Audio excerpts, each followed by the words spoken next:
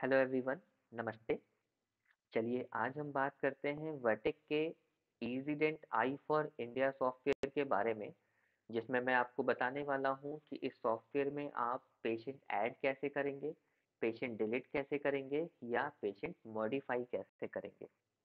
ये software common है वर्टेक के सीबीसीटी के लिए भी, वर्टेक के ओपीजीज के लिए भी और वर्टेक की आरवीजी के लिए भी। ठीक है। और ये बहुत स्मार्ट सॉफ्टवेयर है। इस सॉफ्टवेयर के चलिए मैं आपको खासियत बताता हूँ। मैं आपको डेस्कटॉप में दिखाता हूँ। ये आपको यहाँ पे ईजीडेंट आई के नाम से भी ये सॉफ्टवेयर बहुत से लोगों के में सिस्टम में मिलेगा और बहुत से लोगों में ईजीडेंट आई फॉर इंडिया के नाम से भी मिलेगा। अगर आपके पास वर्टेक का सॉफ्टवेयर है, अगर ये डेस्कटॉप में नज़र अभी आपको नहीं आ रहा है, तो मोस्ट प्रोबेबली आपको ये सॉफ्टवेयर यहाँ पे स्टार्ट मेनू में ईजीडेंट आई लिखने पे भी ये सॉफ्टवेयर यहाँ पे आपको दिख जाएगा। तो चलिए शुरू करते हैं। मैं आपको ये ओपन करके दिखाता हूँ कि इसमें वर्किंग कैसे करनी है। कि मैंने ओपन किया, अगर वो आपके डेस्कटॉप में है तो माउस से लेफ्ट वाला डबल क्लिक करके भी उस आइकॉन में नॉर्मली डबल क्लिक करके भी आप उसे ओपन कर सकते हैं। माउस से उस आइकॉन में राइट क्लिक करके भी वहां ओपन का ऑप्शन मिलेगा, वहां से भी आप उसे ओपन कर सकते हैं। चलिए हमारा सॉफ्टवेयर चालू हो गया है। आप यहाँ देखेंगे, यहाँ ऊपर में कुछ टैब्स दिए हुए हैं जो इसके मेन टैब हैं। यहाँ आपको देखेंगे patient, acquisition, viewer, consult and report. ठीक है।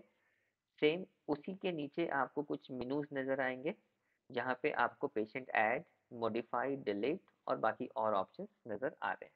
ठीक है। तो चलिए मैं आपको बताता हूँ कि पेशेंट ऐड कैसे करना है। तो सबसे पहले आपको मेन टैब में पेशेंट में जाना है और वहाँ नीचे आपको ह्यूमन के साथ में एक प्लस का साइन नजर आएगा, जिसे आप एक बार क्लिक करेंगे तो एक छोटा सा पॉपअप विंडो ओपन होता है सामने। यहाँ पे आपको पेशेंट ऐड के ऑप्शंस मिलते हैं। ठीक है।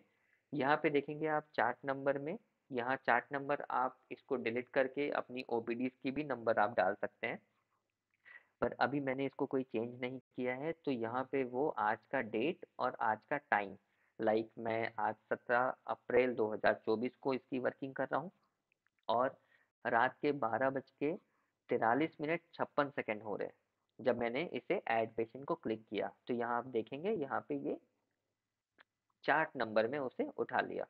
ठीक है। अब यहाँ पे मैं पेशेंट का नाम डालता हूँ। मैंने पेशेंट का नाम, जैसे मेरा नाम विशाल वर्मा है, मैंने नाम डाल दिया। मेल या फीमेल आपको डालना ज़रूरी है। ठीक है। मैंने मेल डाला। इसके बाद में यहाँ पे डेट ऑफ बर्थ डालना बहुत ज़रूरी है।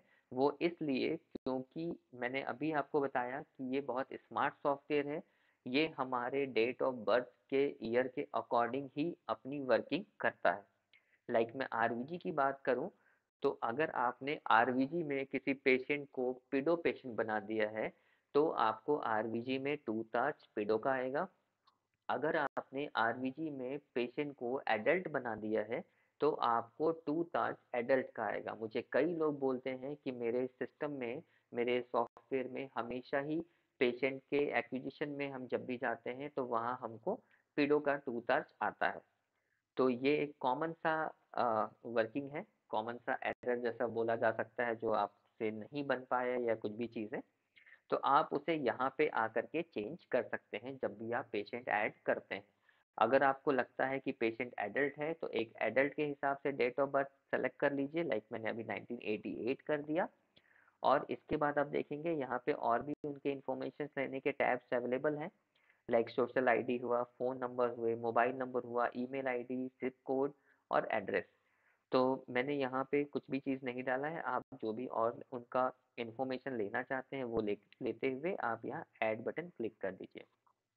जैसे ही आप पेशेंट ऐड करेंगे, आपके सिस्टम के टाइम डेट के अकॉर्डिंग वो इस डेट ऑफ बर्थ को माइनस करेगा और यहाँ पे वो आपको ईयर शो करेगा कि वो पेशेंट कितने साल का है।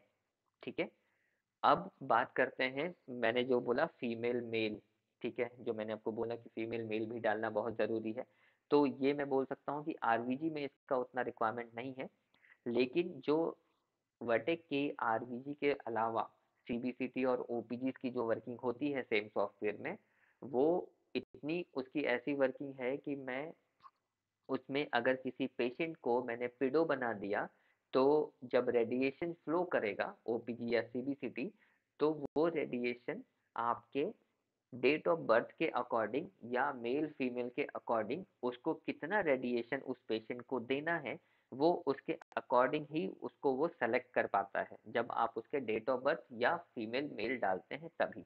ठीक है, इसलिए मैं आपको कह रहा हूँ कि आप वो डेट ऑफ बर्थ डालना उसको मस्त रखिए, ताकि वो आपके एक वर्किंग में आ जाए, जिससे आपका ये वर्क फ्लो प्रॉपर चलता रहे।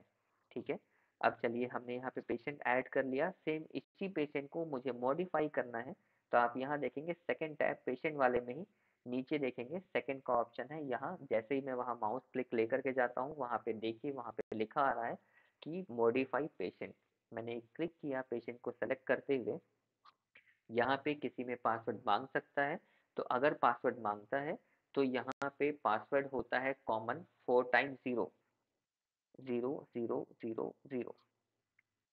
जैसे हम मॉडिफाई पेशेंट का टैब ओपन होगा, यहाँ पे आप मॉडिफाई कर सकते हैं, लेकिन इसमें आप ध्यान देंगे यहाँ पे आप चार्ट नंबर चेंज नहीं कर पाएंगे। ठीक है, तो मैं यहाँ पे आपको डेट ऑफ बर्थ चेंज करके दिखाता हूँ। मैंने इस पेशेंट को 2008 का डेट ऑफ बर्थ दिया। अब आप यहाँ देखेंगे ये पेशेंट 16 साल का हो चुका है। ठीक है, सेम इसी में मॉडिफाई करने के बाद अगर आपको पेशेंट डिलीट करना है, मैं एक बार और डिलीट के बारे में बोलना चाहूँगा। पेशेंट डिलीट करना और पेशेंट के स्कैनिंग्स डिलीट करना दोनों में काफ़ी अंतर है।